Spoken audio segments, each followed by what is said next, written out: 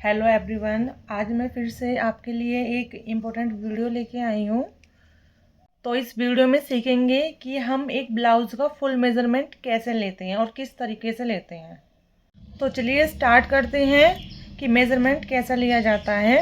लेकिन उससे पहले मैं आपको एक बात बता देना चाहती हूँ कि जैसा कि हम पहले कुछ भी ब्लाउज़ स्टिच करते थे या किसी भी टाइप का ब्लाउज़ स्टिच करते थे तो उसमें 2 से 4 ही हम मेज़रमेंट लेते थे। लेकिन आपको परफेक्ट फिटिंग के लिए मेज़रमेंट कितने लेने हैं और क्यों लेने हैं वो मैं आपको इस वीडियो में बताऊँगी।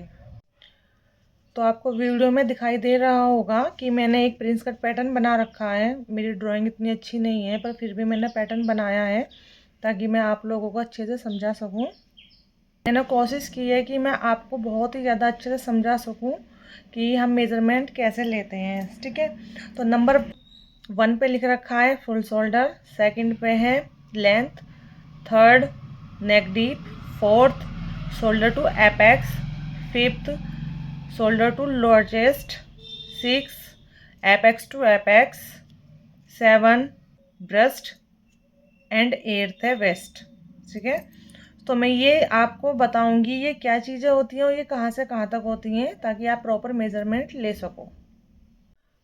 तो नंबर 1 है पहले फुल शोल्डर। तो फुल शोल्डर का हम मेजरमेंट कहाँ से लेते हैं? फुल शोल्डर का हम मेजरमेंट यहाँ से लेते हैं, यहाँ से यहाँ तक लेते हैं। जो भी कस्टमर आपके पास आता है उसने जो भी कुर्ती वगैरह पहन रखी होती है तो हम सबसे पहले उसका फुल शोल्डर का मेजरमेंट लेते हैं।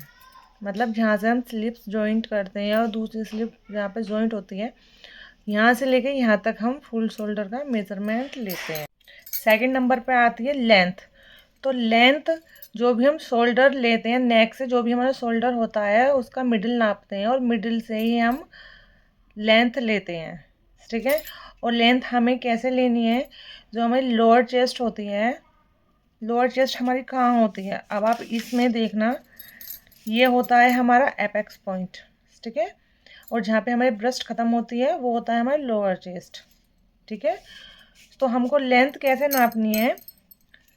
यहाँ से आप इंच टेप रखोगे शोल्डर से और जहाँ तक आपकी लोअर चेस्ट एंड होती है इंच टेप को पूरा अंदर लेके जाना है और उसके बाद लोअर चेस्ट से आप 1.5 इंच या 2 इंच एक्स्ट्रा रख सकते हैं वेस्ट के लिए।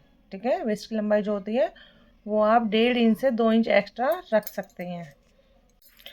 और नेक डीप भी हम शोल्डर से ही नापेंगे, इंच टेप को सीधा रख के, और अपना नेक डीप हमें देखना है कि हमारा नेक डीप कहाँ आ रहा है। उसके बाद हम शोल्डर टू एपेक्स भी शोल्डर से ही नापेंगे। शोल्डर पे आपको इंच टेप रख के, और एपेक्स पॉइंट आपको समझाया है मैंने, जो हमारा टॉप होता है वो हमारा एपेक्स पॉइंट होता है। तो शोल्डर से ही इंच टेप रख के हमें अपना एपेक्स पॉइंट नापना है और शोल्डर से ही हमें अपनी लोअर चेस्ट नापनी है। ठीक है, और शोल्डर से ही हमें अपनी लेंथ नापनी है। ठीक है, आपको समझ में आया है?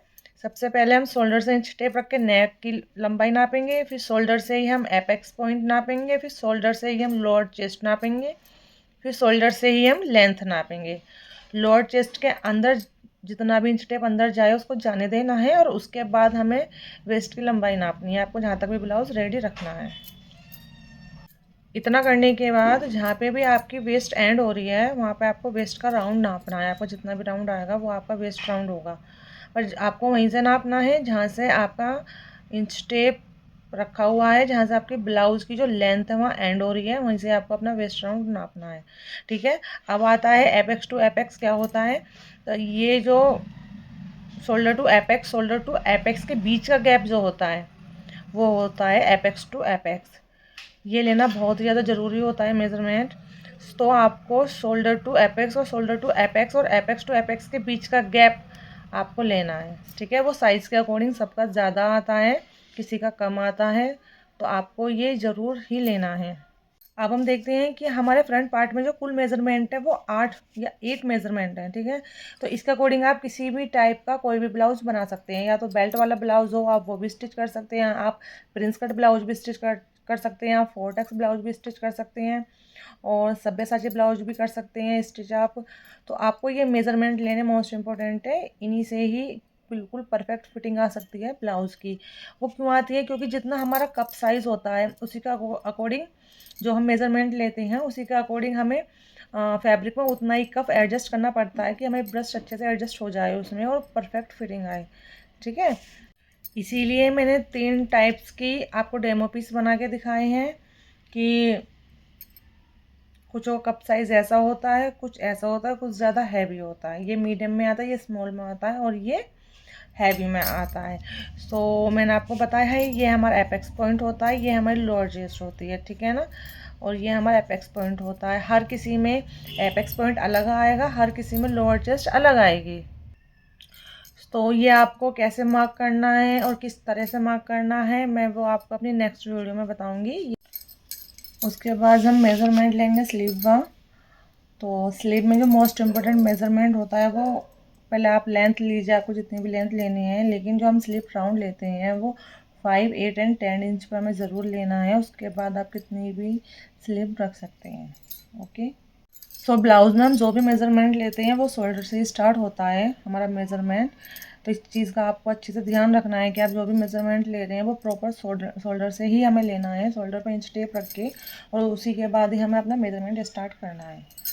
ठीक है, और बैक पार्ट में सिर्फ हमें लेंथ का मार्क करना है, लेंथ का मेज़रमेंट लेना है और नेक डीप का मेज़रमेंट लेना है बस। और बैक में हमें और किसी मेज़रमेंट की ज़रूरत नहीं होती है। आई होप आप सबको मेरे मेज़रमेंट लेने का तरीका अच्छा लगा होगा।